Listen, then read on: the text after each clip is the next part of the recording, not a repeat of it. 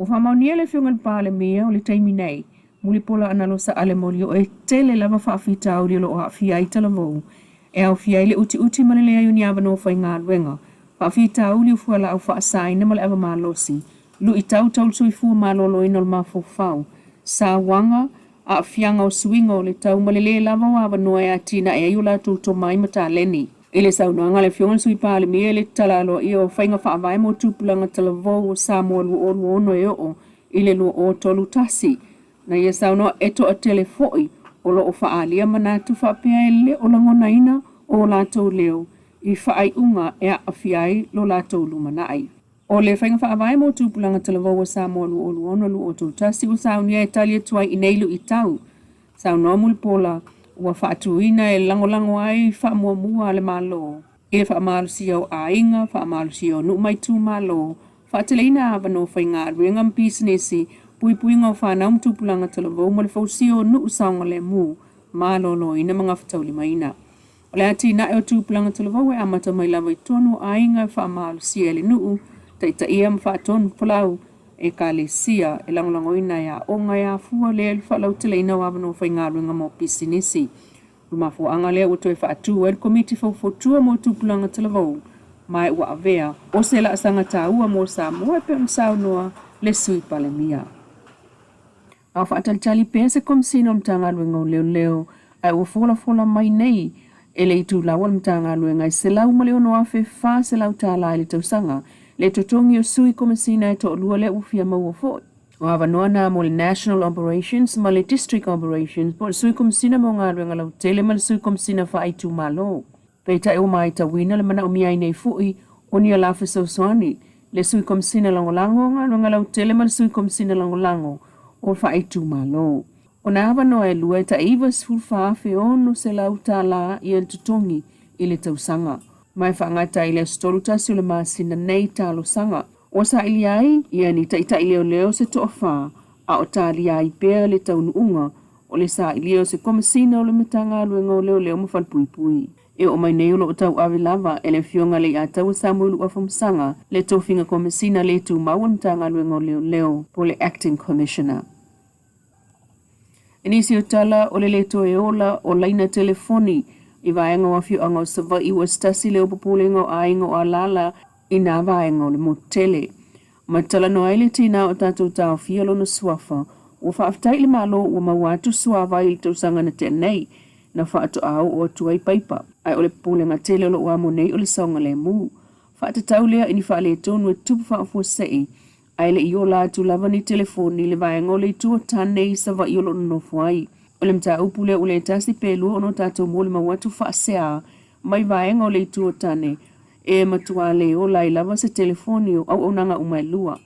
O popolenga o ainga i ena no fotonu ai vaenga o savai, e le o lai telefoni, ne i oso whaafua se i se mai o se tangata pe mana o mia se fusosoani. O tūlanga taule ele tise, e tolu pusa ai sa tele o no tātia ma le TV, sa whaina mai le taimi o le pe whaafua se i atu le wila. O le taimi nei o wasai masolonga le lei lava ele tise, i le afu i vaenga o le tua tane. Ai o le whaaftai whaapitoa le tina o ta ua ilunga, i le malo o na ua ea le polonga o lātou a inga le suamai. Ai o le le ai uni fsota inga e maua popolenga tele, mo le puipuinga o le saunga le mu. O le aisi whaasalanga whaafale puipui le li Samoa le na malanga atu i Australia i ngā ruenga whaavai taimi. O mori mawina mai e le sunga i le li iloia, ai o le apostolo, ya Freddy sa o alo ila nei tūlau. E tolu tausanga o vaso le li ile Australia msoli tūla fono ai. Polo i el whaamsinonga e tūla i o na mōlianga, masa te tauna whalpuipui ai, ai atu uawa noa fu i ai le whaamsinonga, e toi toso ele ofisa o tua oi Australia, le Port Force, o nolo overstayer. O lo whaamawina fu ile maitanga o le tamaita i Australia ua whai mauna ainga, ina ua maua leisi mana mea la nā vai Samoa. Ai whaamaunga le li loia, o le lei o maule na ave ilu mo le whaamsinonga, o le whale puipui ai, le e tosoa le ofisa o tua oi Australia, au whautua ina e whaia por kalame whaatau i soli tū la fono, o na o se salatupe tutongi, le ai se soli tū la fono whaamawina, o le no conviction, mai u whaatonu foi, ina ia ave i tutonu o na pepa no mau, o le tolu masina, e tau fia i se tūlanga i onu whaamalu si ai, se toe tipoti mai i Samoa pe atalia lan talsanga. Ta ua le whaamaumau le loia na mamao i langona o le neilunga li i o se vaenga le o le awhaia ele li i mo le la ainga.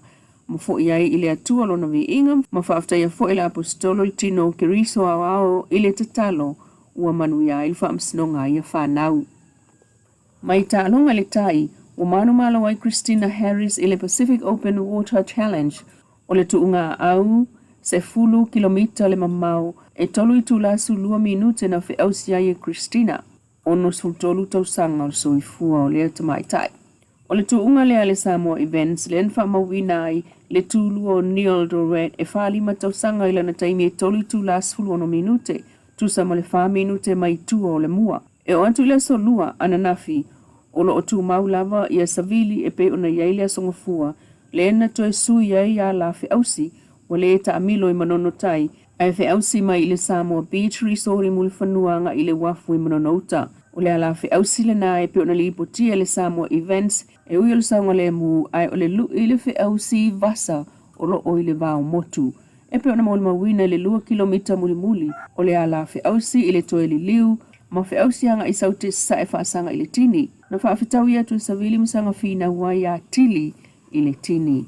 Aina mawusa whaasili ngā malosi le mātango fio le ngātai whale o mulfanua ngā i apoli mauta i le tele o lau meina o lato ufitaui o ia ai o le ola o amo le li tai. O le tu ngā whi ausile i vasa o Samoa na fuafuafo i mole asolua i ausia le 5 kilomita. Mail mlaiva alele i whale olo i lona ngātai whale mail tua o imsata puala i le Samoa Beach Resort. E toa fitu le au whi ausi le enta pena mole nafa moe moe.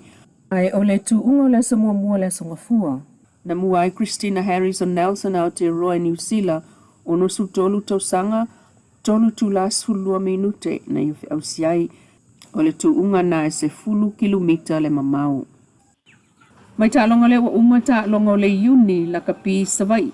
Le ana siampini ele au a sa fotu i le tu o tane.